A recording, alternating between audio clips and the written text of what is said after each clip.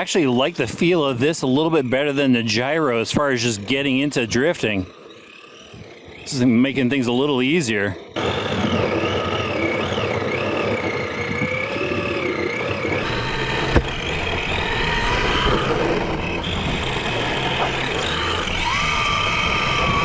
Today, RC drivers, we're going to look at a new Traxxas car, and it's in a new category for Traxxas. They're getting into the 110 scale drift category with the Forte Drift Mustang. This is a rear-wheel drive ready to run, and it's got some extra Traxxas tech that you need to see. So coming up in this video, I'm going to get this bad boy out of the box and tell you everything you need to know about it. Then we're going to hit the streets for some drifting action.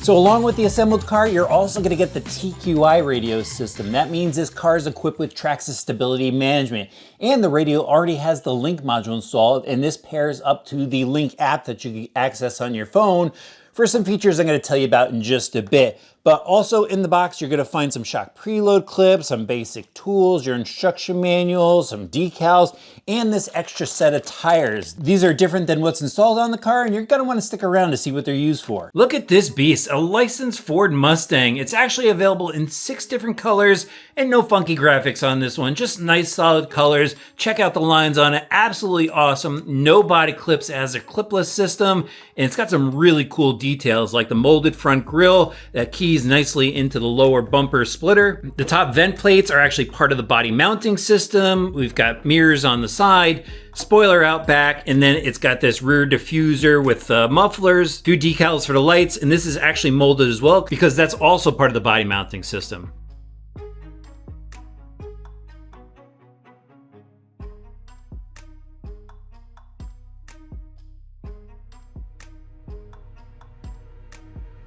Now we're going to take a look under the hood. All you have to do is pop up a clip in the front and in the rear, and the body will come right off. There's that inner clip system, and here is the Forte chassis. Looks kind of similar to what we've seen before. But Traxxas has made a number of changes to this Forte platform, which of course I'm going to go over. Starting off with the front suspension, and the front is completely different from the previous Forte.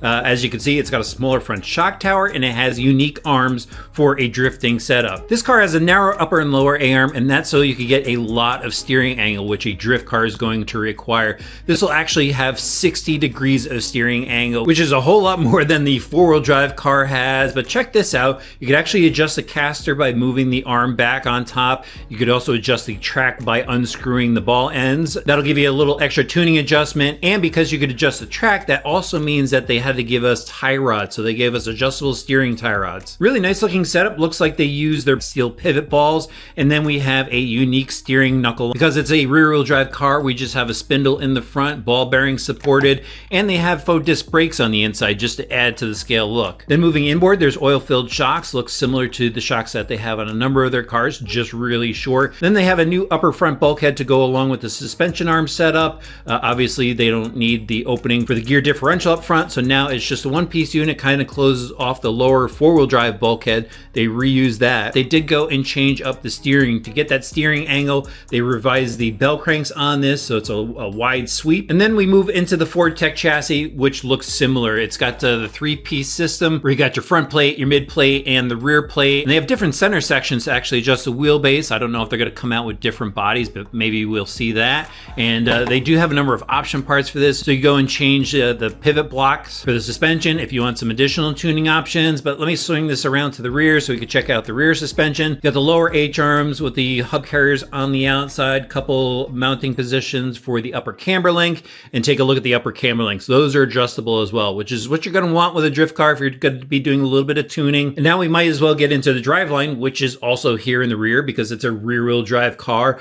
They went and replaced the gear differential inside the case with a spool. So it's just got your 48 pitch gears, your ring and pinion, ball bearings, and a spool setup. And then it has the composite outdrives, steel dog bones, and the steel subshafts out to the wheels. Speaking of the wheels, they have a deep dish offset in the rear, standard offset in the front. It's a narrower tire in the front than in the rear. And the tires that come on the car are actually a hard compound plastic tire. That's going to be really good for when you're driving on asphalt or paved surfaces.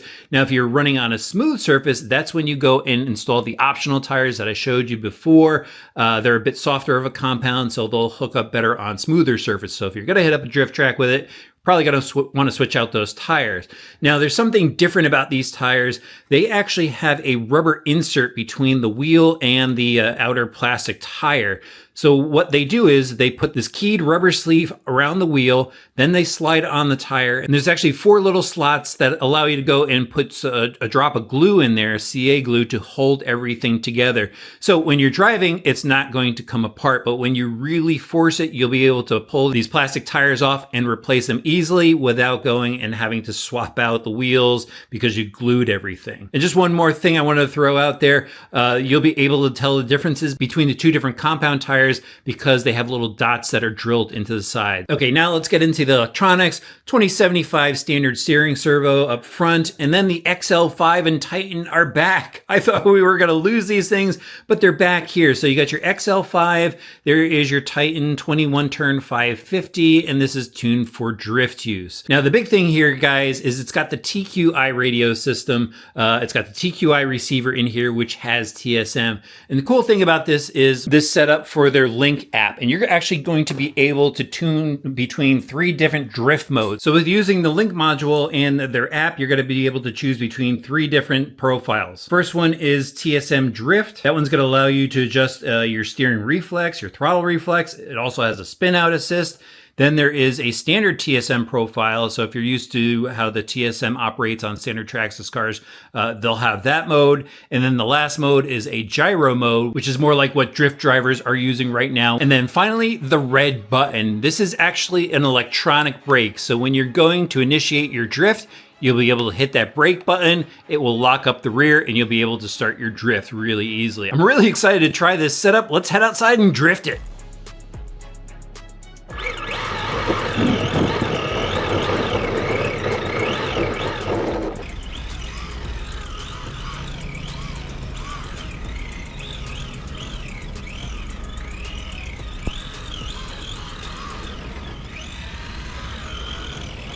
All right, here we go, guys. Some outdoor drift action for you. Just a couple of simple cones thrown out there.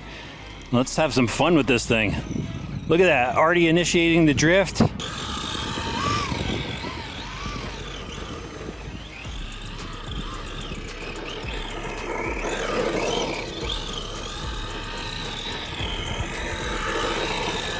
So there's a couple ways you could do it. You could actually hit the brake button here. So we'll hit full throttle, hit the brake, and yep, it kicks the rear end around. Very cool, look at that, nice and easy. It's all about going slow and smooth with the drift car. And I'm just taking it really easy right now. Not going hard into the corners or anything, just kind of making up my own track here.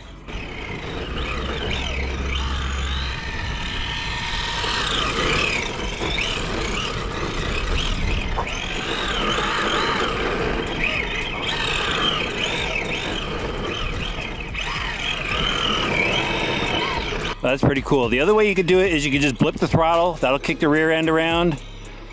And you'll just get a feel for it, how you want to initiate your drift. Got some counter steer. Now this is straight out of the box and it's only got 50% steering. And we can go into the Traxxas app later and tune that if we want to. Go in, flick the steering. And as you can see, those front wheels are just working. That TSM is kind of keeping it nice and easy. Sometimes it just spins out on you, and it's all about getting used to the feel.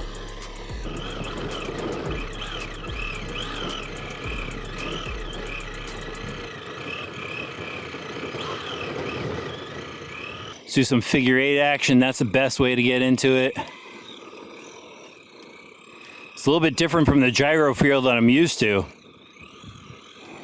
So I got the Link app out and I want to change things up. I want to go over to the garage here. I'm going to go into Traxxas Stability Management. So right now we're running in TSM drift mode and got the steering angle like 59%. That's close to what it was stock. I actually moved it a little by accident, but you could go change all these things out.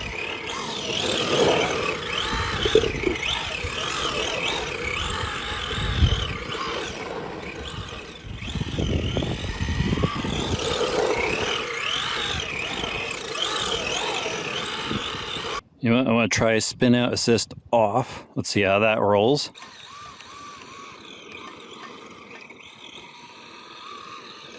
Yep, the rear wants to come out a little bit more with that one, it feels like.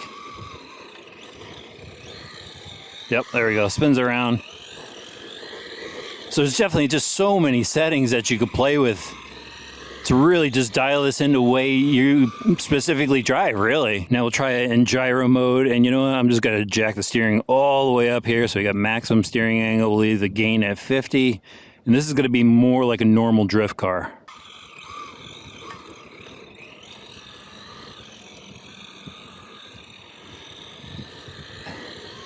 Yeah, so this feels a little bit smoother, more with what I'm used to. But it actually takes a bit more driving experience, I think, to maneuver it.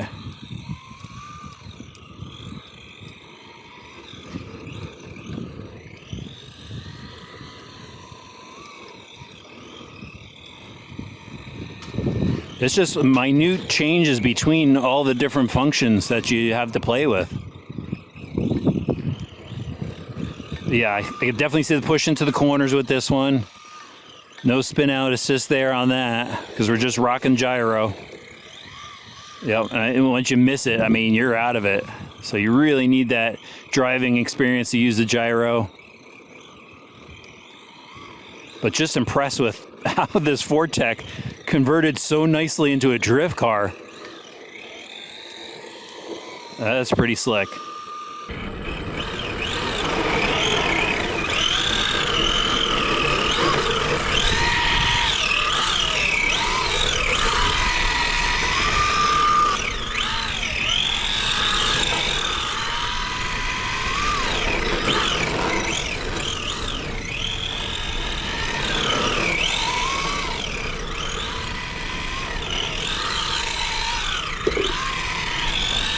Forgot to mention, this is a 200mm car.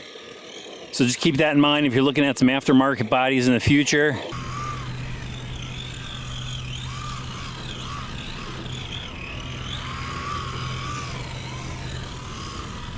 Yeah, I've been concentrating on getting the front around the cones, but let's see how close I get the rear of the car to the cones.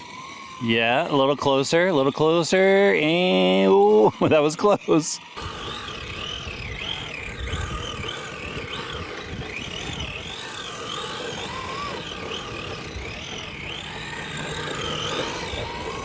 This is by far the easiest drift car I've driven. I mean, they did a killer job with it. So guys, driving around the parking lot was fun, and unfortunately, I don't have a local drift track. The closest one's like 3.5 hours away. Not gonna be able to make it there anytime soon, so I set something up in my garage. Check out this little track I set up. This is just some gardening edging and some turf that I bought at the local Home Depot. I actually bought this a little while back when I tested another drift car, had it down in my basement, and that place turned into storage.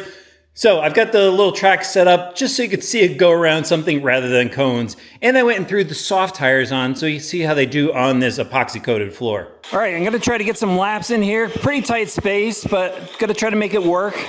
Again, I got the soft tires on there. This is an epoxy floor.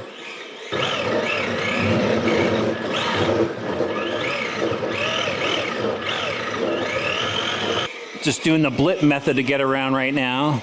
I'll use the drag brake. Oh, there, the drag brake kicks in, and it definitely holds the wheels for a second. I noticed that.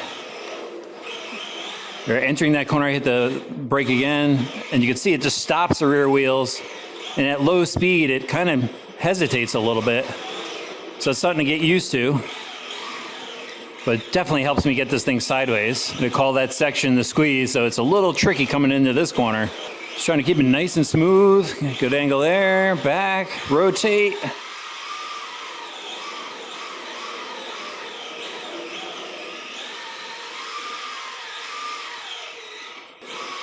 I gotta reverse my direction just so I could get a little change in action here.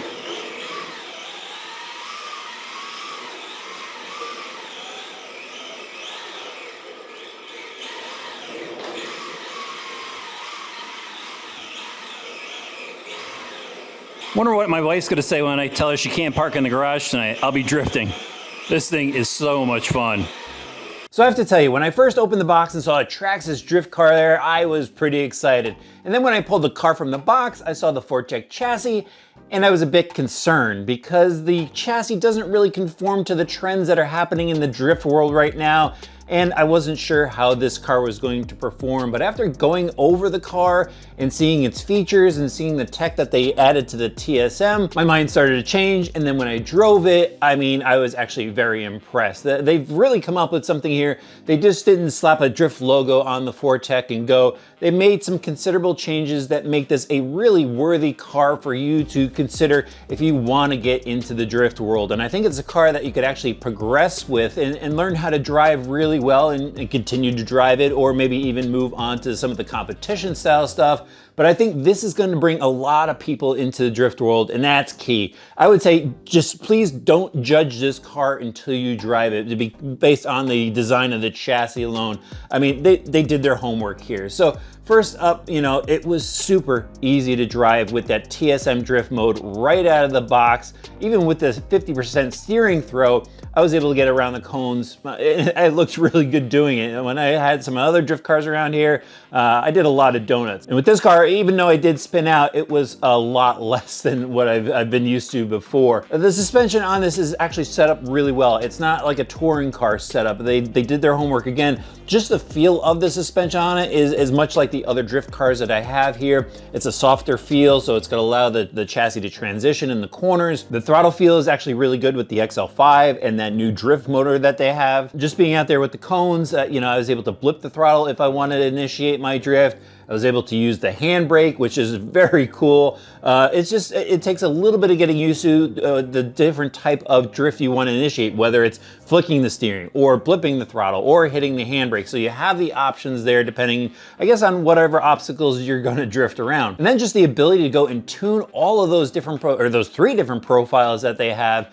It's just very cool. You could go and turn up the steering all the way. You could set your steering reflex, your throttle reflex. So it is a very tunable model. And then I like the fact that they gave us 2 sets of tires. I mean, who else really does that? The tires that came on the car, I thought worked well actually in my garage and on the asphalt, which was a painted asphalt. But man, this thing was a lot of fun. And I ran their 7,600 milliamp pack in this.